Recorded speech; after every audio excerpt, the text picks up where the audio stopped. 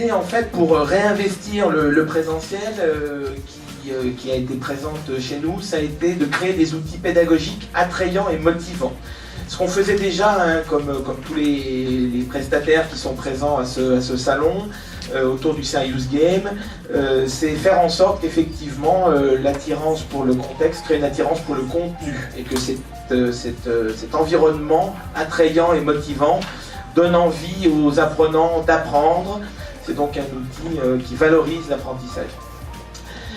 Il s'agit de pouvoir dynamiser les conventions et les sessions de formation, de favoriser les échanges collaboratifs entre les participants.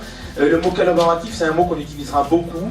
Il est important, ce n'est pas pour rien qu'on a décidé de réinvestir le présentiel avec cet outil de Serious Game, puisque les outils de formation ouverte à distance, que ce soit des modules classiques ou des Serious Games en général, le point faible, c'est le manque de collaboratif. On a voulu réinscrire cet aspect-là au centre de l'outil et de pouvoir enfin valoriser la créativité et l'expertise en présentiel. This is good. C'est un concept en fait qui va pouvoir s'adapter à tout type de génération, d'auditoire et de problématiques. Donc on va avoir vraiment, c'est une solution qui peut répondre à énormément de demandes. C'est donc une richesse importante. C'est une alternance d'exposés qui vont permettre de transmettre les connaissances qu'on désire voir acquérir par les apprenants et de phases de jeu impliquantes et collaboratives.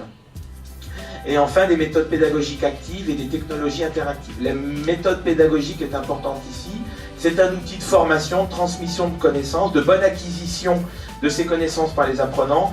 Et donc, il s'agit également d'avoir présent au cœur de ce type d'outil un travail, une réflexion pédagogique. Bien sûr, on va utiliser le jeu en filigrane, les ressorts de jeu, mais il n'empêche qu'il y aura la réflexion pédagogique est très importante. Les avantages d'un concept tel que celui-ci, c'est d'en faire un outil qui soit stimulant et efficace, de pouvoir proposer des activités simples, ludiques et motivantes. Il n'y a pas de côté, je mets des guillemets au terme, mais usine à gaz. Donc c'est quand même pratique à développer et à déployer. C'est une démarche participative et collaborative, comme je le disais tout à l'heure.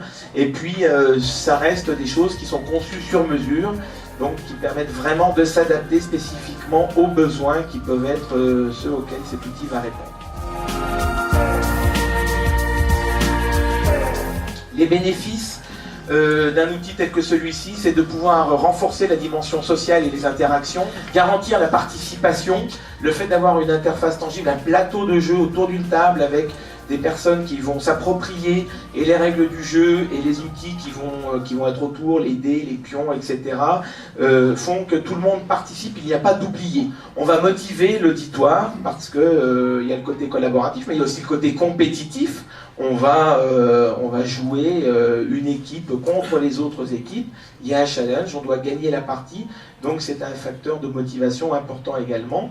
Et ça va favoriser la mémorisation des messages clés.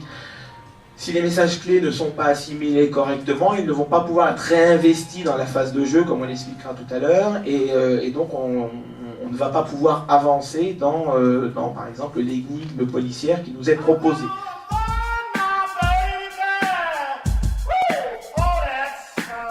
Vous avez parlé là du Serious Game Session qui peut s'appliquer essentiellement donc, à la formation qui est notre premier domaine d'application, mais donc la formation, que ce soit acquisition de connaissances, savoir-faire, savoir-être, ça peut toucher tous les domaines, tous les objectifs de formation. On peut également envisager l'utilisation du Serious Game Session par les ressources humaines, par exemple pour profiler les compétences des collaborateurs. On peut utiliser Serious Game Session dans le cadre de communication, qu'elle soit interne, externe, faire de l'événementiel, pour communiquer sur des nouveaux produits notamment, ou communiquer sur des stratégies commerciales à mettre en place. Voilà. On peut utiliser le Serious Game Session pour faire du brainstorming, donc, et travailler sur toutes les compétences dans ce domaine-là, la mémoire, les compétences visuospatiales, etc. Donc là, on a SBT qui nous appuie pour ce genre de choses. On peut utiliser Service Jam Session pour faire du team building. Ça va effectivement être l'occasion de créer des moments, de favoriser l'esprit d'entreprise, la collaboration. Voilà. Et aussi, le Service Jam Session peut être utilisé dans le cadre d'événements pour susciter la créativité et l'innovation.